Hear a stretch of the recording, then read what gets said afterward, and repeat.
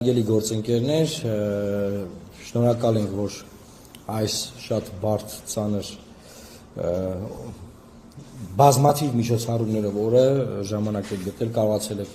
ռեսուրս տրամադրել գալ լուսաբանելու։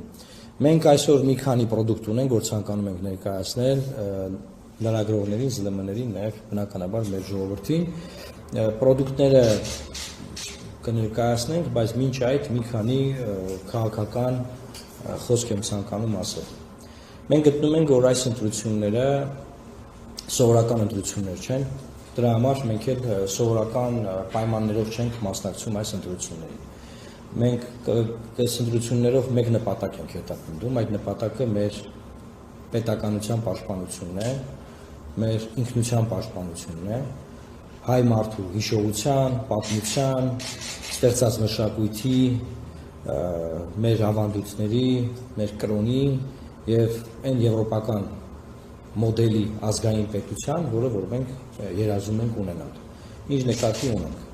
Մենք բոլորս լավ գիտենք, որ ազգային պետությունները ծնվել են Եվրոպայում։ Հայաստանի Հանրապետությունը աշխարհին հայտնի է որպես հայերի պետություն։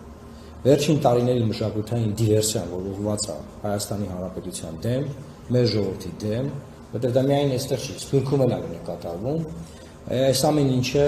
նաև սկսել է սնուցվել Հայաստանի ներսից, այդ թեզերը, այդ նարատիվները վերցնելով, ստեղ օգտագործելով, մեր մտածողությունը, մեր մտքերը, մեր ուղեղները փոխելու, մեր վրա ազդելու, մեր ժողովրդին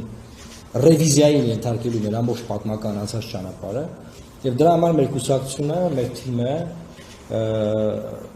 չի մտնում այս ընտրության մեջ, որ ասենք չգիտեմ, մենք խոսանք սպառողական ինչ-որ խոստումներից, հա, կենսաթոշակներից,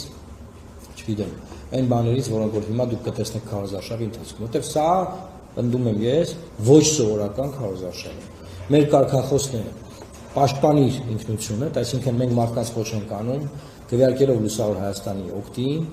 ունենալ ազգային ժողովում առաջին հերթին խմբակցություն, որը կպաշտպանի հայ ժողովրդի ինքնությունը Հայաստանի ներսում, նաև Հայաստանից դուրս, եւ նաև ունենա իր ներդրումը ապագա իշխանության ձևավորման գործում։ Այն, որ իշխանությունը պետք է փոխվի, այն, որ Նիկոլ Փաշինյան անոնազգանունով վարչապետ չպետք է լինի, մենք այս վերջին տարիներին բազմիցս դրա մասին խոսել ենք, այդտեղ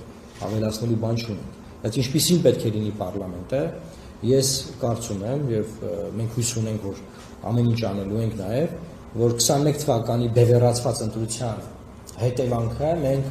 այս անգամ կարողանանք բացառել եւ դա ցույց տալ, որ դա տեղի ունենա։ Այսինքն այն ինչ որ այսօր ունենք այսօրվա պարլամենտում։